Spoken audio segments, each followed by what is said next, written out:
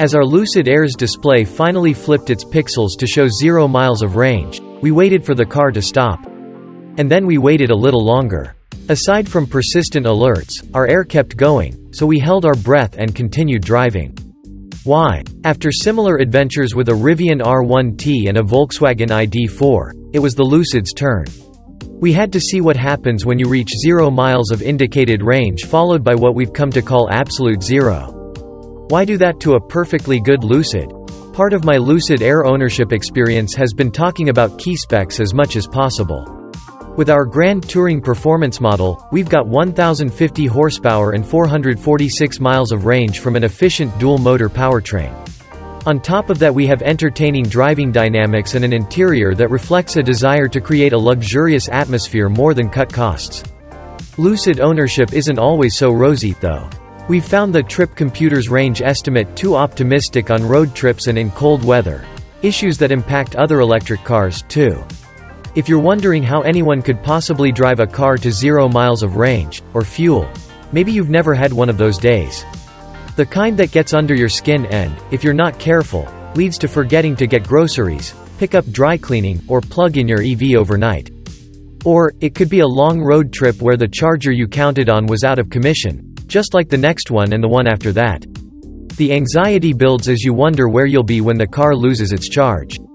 We spent the 20th century figuring out what happens when you don't fill the tank, but in the 21st we're still figuring out what happens with EVs. That's why we intentionally ran a version of the longest range EV on the market to zero. Because we had to know what happens. The car that, almost, wouldn't stop. No one touches my in-car seat massagers. It's a silly luxury car feature I love, and we can report that the Air doesn't try to save you from yourself as you approach 0 miles. While we suspect the AC was being throttled, the massagers never failed. Priorities, right? Actually, yes, AC can be a big suck of a car's resources. In this case, we turned it up a tad until the Lucid's performance started to decline. Then we turned it off, opened the windows, and let in the Southern California winter breeze. The first warning when you get low on range occurs below 50 miles. Having a range indicator turn to orange is easy to ignore, but once performance begins to change, that gets your attention. Acceleration becomes limited, though when you limit acceleration in one of the quickest cars on the road today, it still feels more than adequate. By this point, the Air limited us to a top speed of just over 50 miles per hour, so we hopped off busy public roads. What really struck us through this entire Lucid Air experience was how smooth everything was. We heard no scary noises from the car and never felt any dangerous, sudden drops in performance. Instead, the Air gradually lowered the car's performance the more we drove. First to just over 50 miles per hour with decent acceleration followed by a limit of under 40 and then to 15 to 20 miles per hour. At that point, the car would barely climb a tiny hill that had been no problem earlier in the day. Incredible. A 1050 HP Lucid having trouble climbing a slight grade caught our attention, so we began circling an empty parking lot. Not long afterward, we stopped the car for a moment, at which point the car had had enough. No more air. The Lucid Air had traveled a full 20 miles after it first indicated 0 miles of range. That's impressive and also something this author hopes to never to duplicate when we're not reporting a story for Motor Trend. While we'd been driving, the car had been desperately sending my phone increasingly urgent push notifications about range, and alerts inside the car changed from orange to red. The car not only warned us of our range issue visually but did so in a safe and gradual way through performance, too. UCID, stop that. The first thing we should have done, besides stop and find a charger, of course, is put the car in neutral if we could find a safe and level place to do so. We later learned that helps the tow truck driver better load the Air onto a flatbed. That and stop in a place where the front of the car is accessible, if you can. Luckily, there was no one around where we stopped, so that wasn't a problem. One heads up. Lucid's roadside service doesn't normally cover out-of-range calls. In our case, the friendly and knowledgeable tow truck driver told us to consider that you might end up paying not only for the tow, but also a fee, like $5 a minute, for example, to wait while your electric car recharges back to life, to make sure everything still works.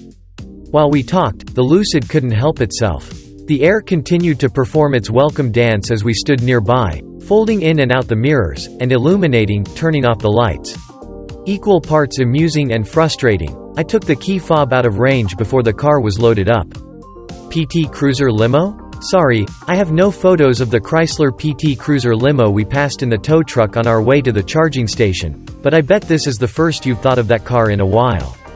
You're welcome. Luckily, I had both the key fob and the Lucid app with me, so when the car occasionally blared its alarm on the flatbed, I could turn it off.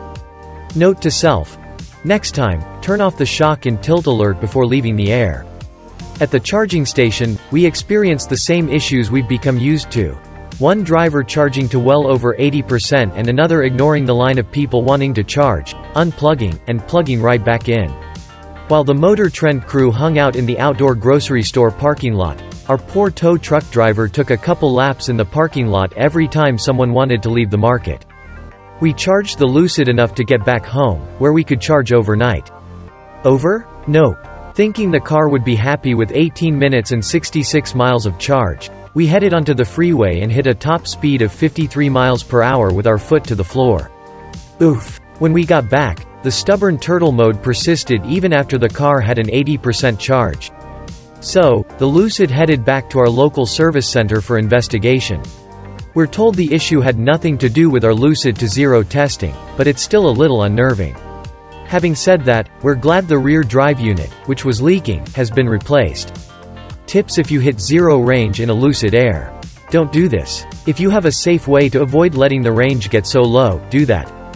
Turn off the shock and tilt alarm and park in neutral if you can. Park in a place where the front of the car is accessible to a tow truck if you can. Find a friend with a Lucid and a range exchange charging adapter. Lucid Airs with the latest software update, and the adapter, can charge other EVs at up to 9.6 kilowatts, or around 24 to 40 miles per hour. Live in an area supported by Spark Charge, an app where you can schedule an emergency or preset time to get an electric charge. Have a AAA membership and live in a city served by the company's mobile EV charging pilot program. As of this writing, some of the 24 cities that are covered include Columbus, Ohio, Seattle, Washington, Boise, Idaho, Salem, Oregon, San Francisco, California, Orlando, Florida, Nashville, Tennessee, and Portland, Oregon.